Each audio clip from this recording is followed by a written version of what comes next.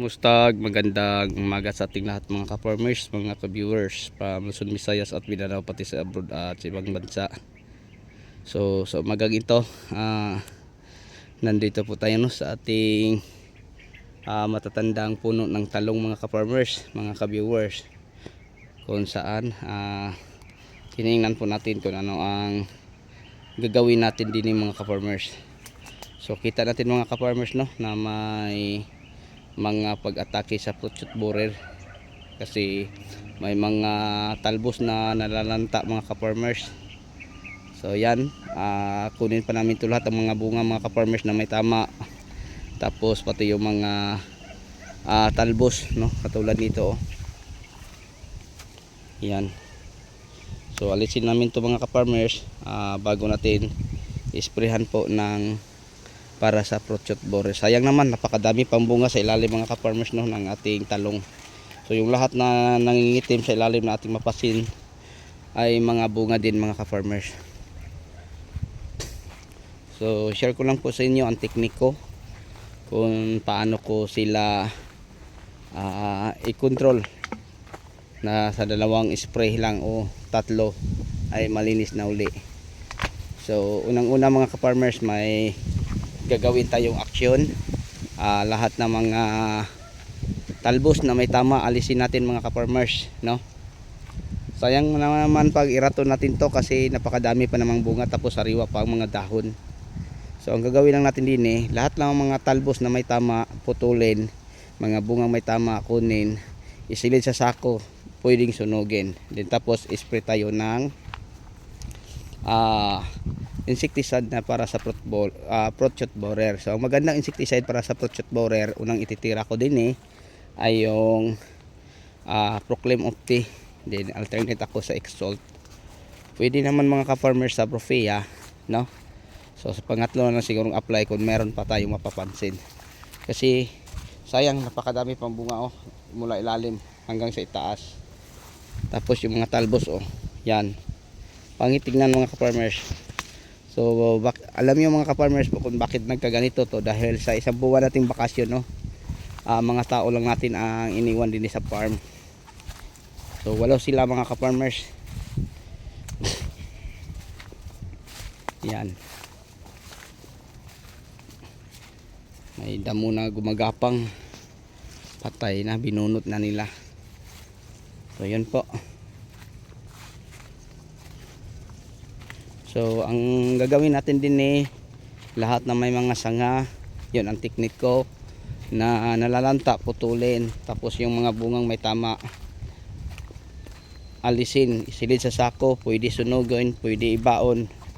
Huwag nating hayaan mga ka-farmers na ilaglag lang natin sa gitna, kasi ang uod na nasa loob ng bunga, sa loob ng mga talbos na tinatamaan nila ay lumabas, gagapang at mangangagat na naman uli. So yung pag-damage nila ay patuloy din. So paano natin sila i-control? Yun lang po ang may share ko po sa inyo. Natanggalin lang na po natin lahat ang mga talbos na may tama at saka yung bunga. Yun lang mga ka-farmers. Tapos direkta lang tayong mag-spray. Yung mga nabanggit kong insecticide, Proclaim of Tea, Exalt, pwede naman Borex, pwede naman Perbaton, pwede naman Gold. Pero yung Proclaim, Exalt at saka Profea, napakatapang na po nila. So walang hindi kayang i-control basta alam lang natin kung paano i-apply. So mag-spray tayo din sa umaga, tapos siguraduhin natin na ganito ka ganda ang panahon mga ka-farmers, maaliwalas.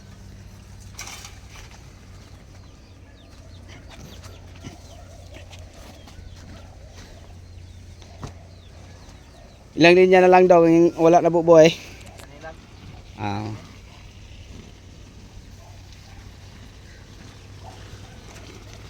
Yan, pinapadiligan natin kasi napakainit.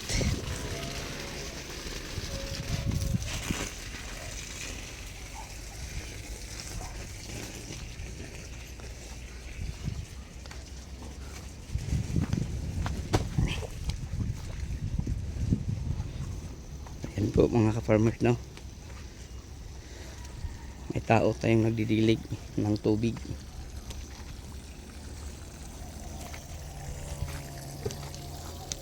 Yan.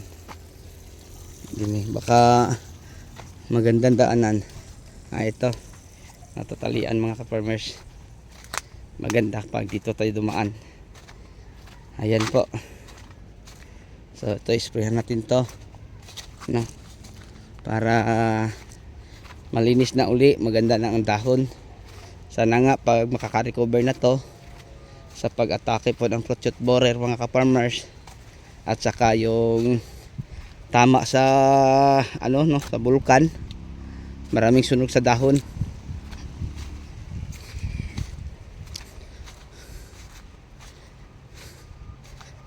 So madali lang to mga ka-farmers. Hindi ko na lang ito papadiligan ng fertilizer. Then tapos mga ka-farmers, mag-spray lang ako din ng Biostin at saka Ortibatap. So once na maka-spray ako ng Biostin or Ortibatap mga ka-farmers, lahat ng mga dahon na may tama or sira or sakit, lahat malaglag o matanggal. Tapos malinis na. Then doon ako napuputulin ang mga talbos na may tama sa fruit borer at saka bunga. So hindi ko na lang sila diligan ng fertilizer, kundi tubig lang mga ka-farmers para makasurvive sa init ng panahon, kasi napakainit ngayon. So ang ginagawa ko, kapon nagdidilig sila, bukas magdidilig na naman. So yung hindi natapos nila kahapon sa pagdilig, ngayon tinatapos na po nila. So yun lang mga ka-farmers ang may share ko po sa inyo kung paano natin i-control ang mga fruit borer sa ating talong. So ito po ang ating talong at ito po ang bago, nakatanim dati sa ilalim ng ampalaya. So may mga butas na para tataniman natin ng uli ng panibagong tanim.